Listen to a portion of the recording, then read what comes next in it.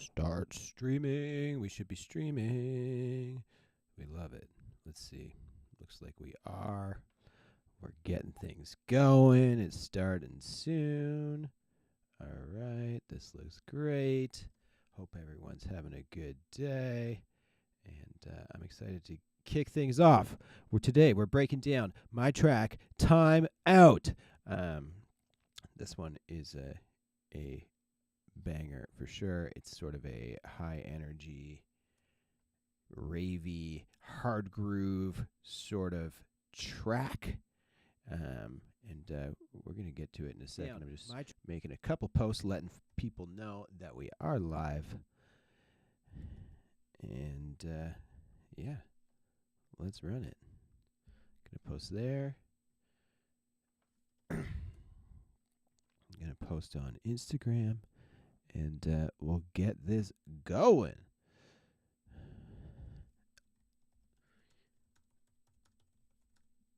Breaking down my track. Time Out. Live on YouTube. All right. Let's get her going.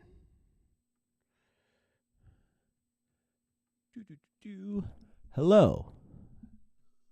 There we go.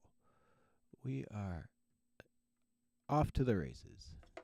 Now that y'all just saw all my my DMs, but we're diving in, and we got Time Out now. Here, let me just load up the chat real quick on this other monitor, so I can see who's talking, who's chatting away, and we'll get going.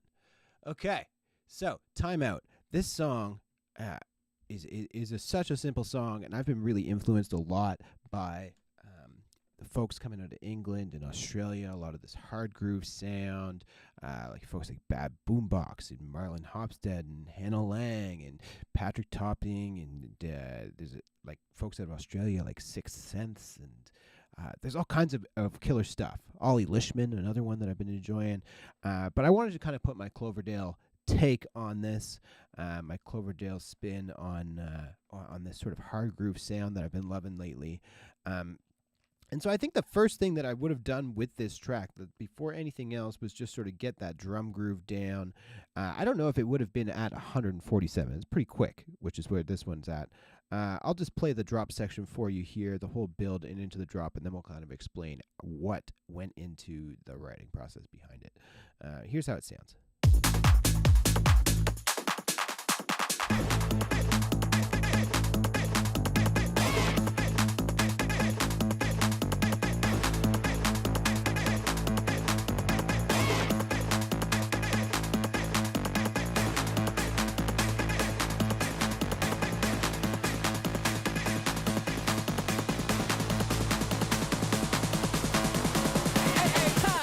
Y'all know what to do. I'm out.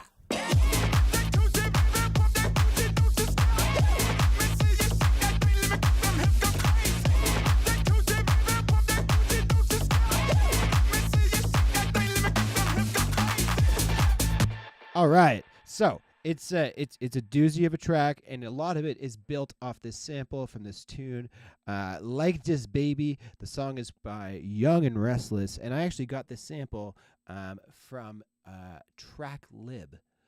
So if you're not familiar, I'll show you this. This is Track Lib, and what you can do is you can sort of clear samples really simply and easily of old tracks. They got a whole catalog of stuff. So that's where I got this one from.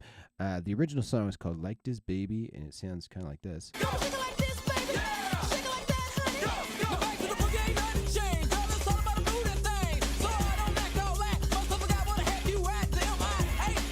So it's actually much faster, so I had to slow it down. This one's 162, which when I originally wrote the track, I would have written it probably at 140. And then when I dropped the sample in, I would have sped it up to kind of make the sample work a little bit better. But the first things that I would have started with would have been the kick and the bass and the drum groove, which sounds like this.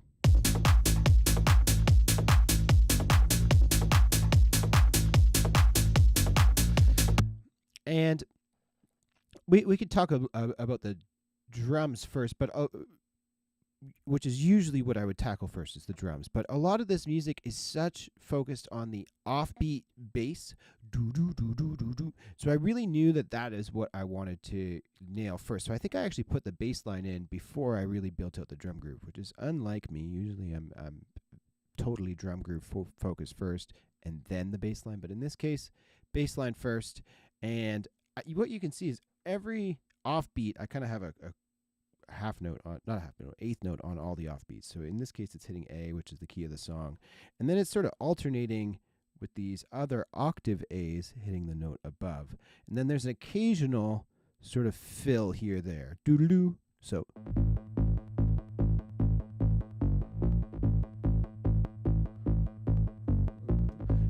And anytime I'm writing MIDI, I'm going to have some like interesting stuff at the front or at the end, sort of like this turnaround moment before it goes back into the new bar. So that's why at this end it has this little lick, little ditty at the end before it turns around into the next section. And so having this simple bass line, when you're at this high of a tempo, it's kind of harder to have a really complex bass line. You really want it to be just sort of hammering that offbeat, sort of that donk of a sound back and forth. What this track also has is it also has sort of a sub rumble that I've added.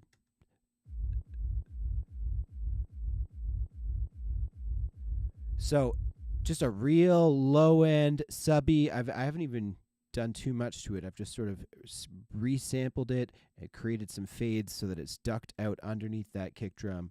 The kick doesn't have too much processing either, just EQing out some of that high end stuff there. So kick, that sub rumble, and then the offbeat bass. Especially with that gallop adds so much. Right? And then from there, the drum groove would have started probably with a hat. This hat's layered with a little bit more of an open hat. It's also layered with this tambourine. A classic 707 clap. Anytime I feel like I need to play it safe and I know that I want to reach for samples that I know are going to sonically work with my track, I'm always reaching for either the 707, the 909, the 808s. These drums are always going to sound great in your track, especially if you just add them in as a layer. So there's our basic drum groove. Add a little top loop in there for some fun. Now this top loop, I have it sidechained to our clap, so it's kind of ducking out because I think it kind of had its own clap in there that I didn't really like. So it's kind of ducking out when the clap hits, and then warped on beats mode. I didn't even do the beats mode trick on this. I kind of liked all the dirt that was in it, and then also the sample that I'm using. In this case, it has some drums in it.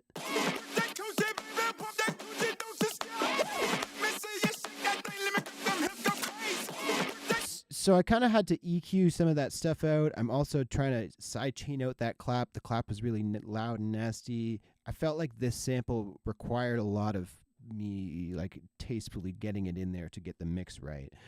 It's also being run through my sidechain bus at the top, so it's getting ducked out every time the kick hits through the sidechain. But that, like, honestly, as soon as I got these few elements down, which isn't much, I knew, I had pretty much the whole song ready to rock there.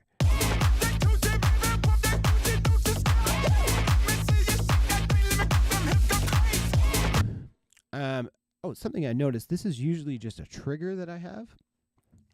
But in this case, because I already had the MIDI there, I also just added in just a top kick that sits on top of that. And in this case, the top kick's kind of just like a distortion layer to make the kick feel a little dirtier without it too clean. That just adds that dirt on top. Helps it cut through the mix a little bit better, especially since the bass on its own is pretty clean. So that cut through real nicely. As far as other processing on certain things go, the kick has this plugin Kick Tweak, which I use all the time just to sort of compress, accentuate the transients. And then I have this LFO tool to do some shaping. So I have it routed through a MIDI trigger. And then if you look, let's look here. I'm just kind of taming the tail of this kick, just shortening it up a little bit. Did I do anything specific to prevent conflict between the rumble and the bass frequencies? Now, this is something that I've definitely only started doing over the past couple years of producing, and that's like sort of having multiple things going on in the low end. And I used to always be terrified of it because generally that it's just a recipe for disaster, and things get muddy and messy and whatnot. But in this case, and in a lot of cases, this bass here, if we look at the spectrum, the main sub here isn't sitting super, super low. And a lot of the sort of the meat and grit that we're getting from the bass is sort of hitting in the mid-range department. This sub here, let's load up an EQ just to show you guys, is hitting really, really low in that lower register. So it's just sort of adding to that bass already. And now when you're working with the basically trying to mix in a sub rumble, which is more or less a feeling that is sort of pumping out a feeling out of the subwoofers, with this bass that's sort of a tone, you're going to want to be extra sure that you reference your music on a couple different systems, on some headphones, on some like club speakers with a big subwoofer. You want to like make sure that you're not overdoing it on the sub and that the sub sounds too muddy or messy or whatever, right? Because you can easily overdo it. But if done right, that sub rumble, it's not super loud, but it's definitely just adding a little bit of a feeling, a little bit of a fullness to that low end. It's really, really common technique in a lot of techno music, just to kind of have a low end sub rumble rather than just a straight bass line. The rest of this track, I have these. Did these even make it in? No, see, you can kind of see my writing process before. I had these stabs that I ended up taking out.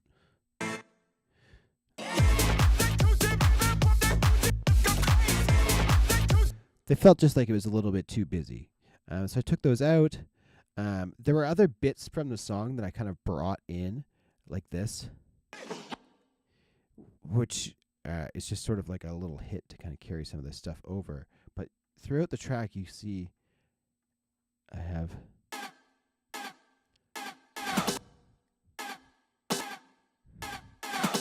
so I'm just trying to chop out the yeah, and it goes.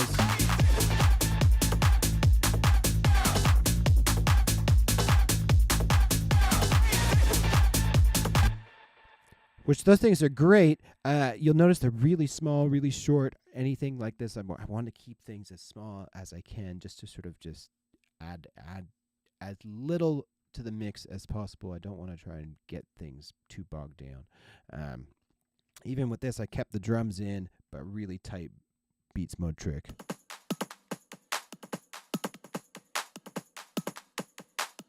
So I actually had just grabbed that loop, I think probably from the intro of that song.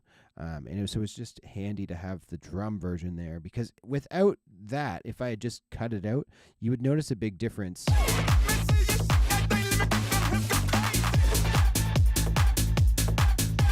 But with it, it kind of feels like it's all supposed to be the same track a little bit.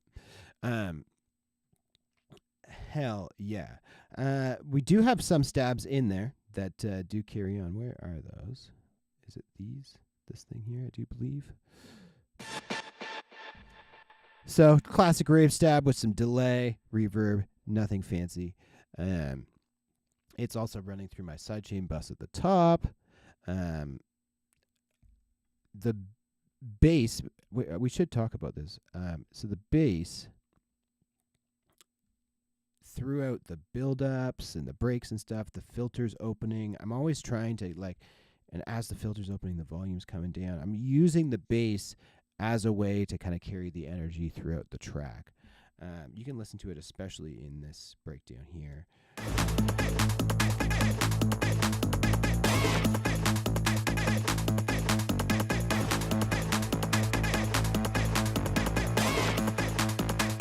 Bass is opening.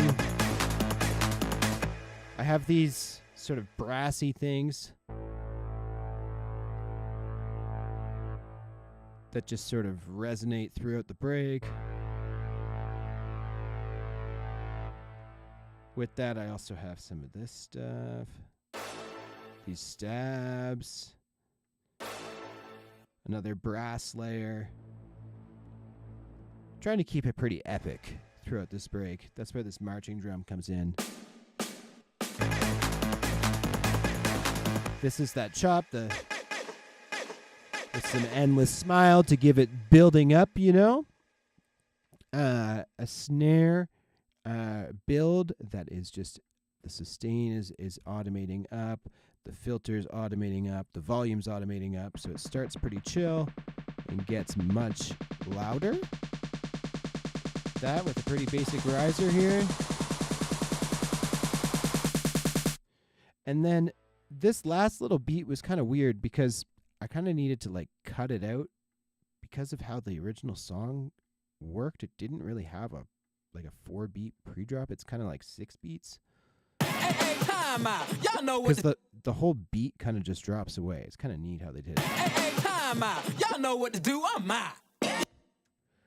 So that's how that worked. And I just lucked out that they had this sort of pre-drop that fit in well. Okay. So that's that. Like it's such a simple track. I had as the song progresses, I think the only difference here is the tambourine and the 16th notes come in.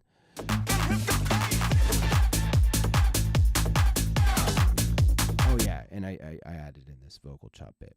Then it breaks down, and here's where it took me a while. Well, it's actually over here, sorry. It breaks down, quick build up, and then in this section, there's just a whistle it's just a sample that I've chopped up and rearranged. But I don't think there's even any processing on that. It's just a whistle sample. Chopped up, rearranged, sidechained, all of that. And then second time around, I chopped up the whistle slightly different. So you can kind of see how first bit, second bit, the whistle's slightly chopped up differently.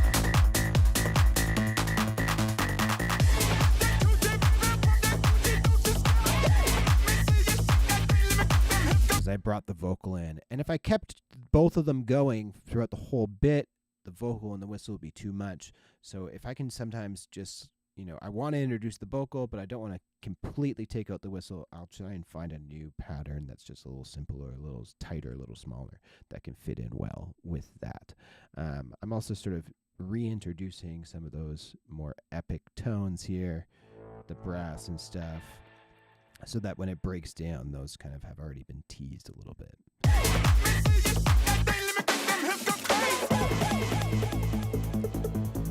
So this bit, I actually had tried a million different ideas for this breakbeat section. I can try and show you a few of them. I settled on this woodblock idea. And this is just a woodblock sample that I've taken these and pitched it down one semitone and then down, and then I think some of these are pitched up, maybe. They should be. Yeah, this one. Or this one, sorry. This one's pitched up 11, so it's just an octave up. And so that whole groove is just...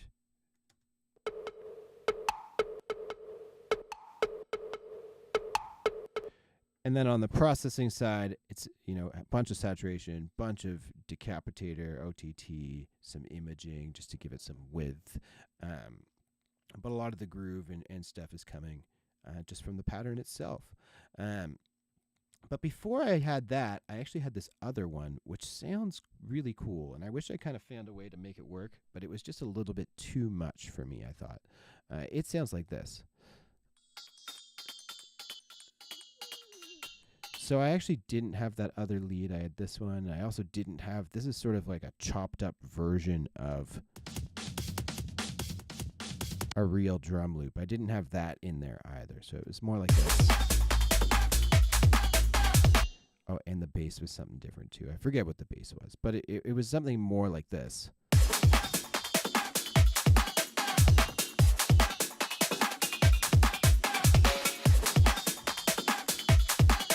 Which sounds really cool. The resonator is doing that sort of pitch stuff. I'm pitching the tune of the resonator down, so that's where that pitch mod stuff's coming from. I thought it was cool, but it was just feeling a little bit too busy for me, and so that's why I ended up going with the wood block instead with this. I think this was one of the things that made me change it. I loved this drum groove so much, and this plus this was too much. Too busy. So instead, did this.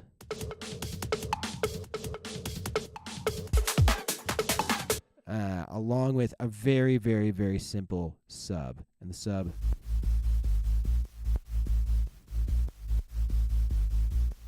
like, what are we running here? Just sine waves. I think it's got a bit of a pitch bend on it, so it's and then all the noise on top is just erosions.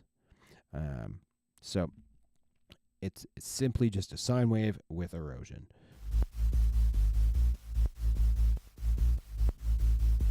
But that mixed over top of the break beat, over top of these drums, it kind of just ends up sounding ridiculous.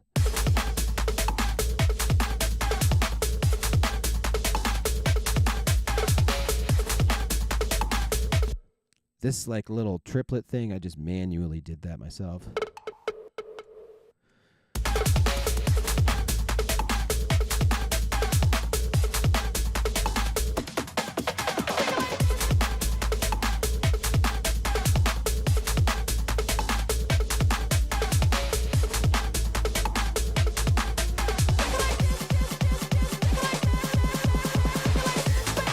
This whole section also has a riser that goes through that whole break section and then all the way through this whole build. This riser's extra long. It's like almost a minute long. And it just continues to rise the whole time.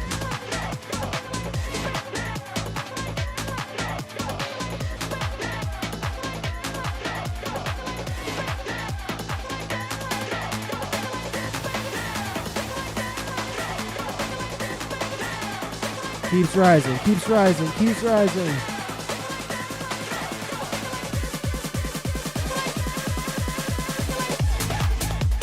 So I just kind of picked out some spots, the shake it like this, shake it like that, manually chopped those out, put some kick drums behind it, so that's...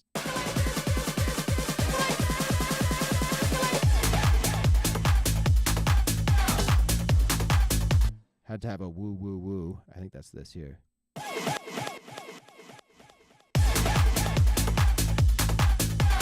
That alongside this stab that I added. And there's another stab somewhere. This one at the top.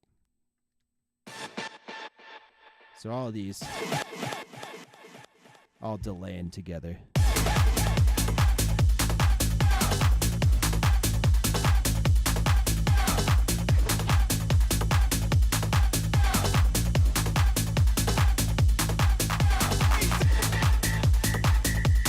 Back to the whistle.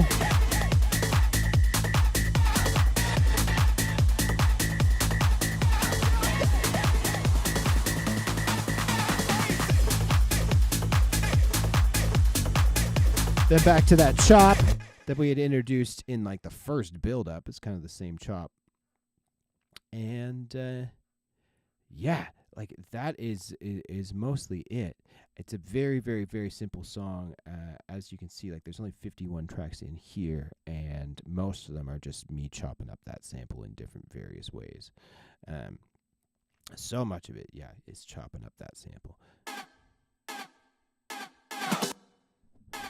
Chopping up that sample, having the offbeat bass going back and forth between the kick drum.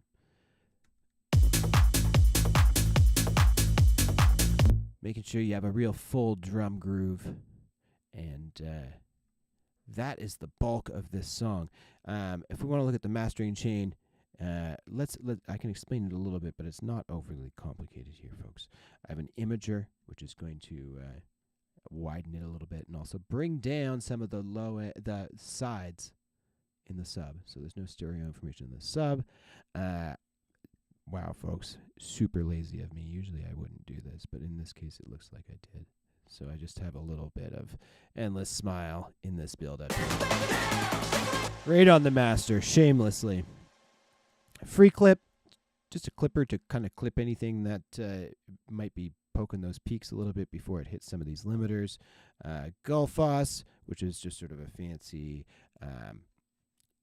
dynamic EQ that's sort of analyzing it and adjusting for clarity. Soothe 2, which is sort of just peeking out any of those nasty resonant things. And then Ozone 11's doing most of the beefy work, a little bit of EQ. This impact thing, which to be fair, mostly just got off the AI assistant thing. It seems to be a great little compressor type thing for adding dynamics and transient shaping. So it's basically a multi-band transient shaper. But it seems to work quite subtly, and I just kind of let it do its thing and adjust it using the amount knob. Imaging, again, it's just widening things up further. Dynamic EQ, and then the biggest thing is just making sure that we're driving it.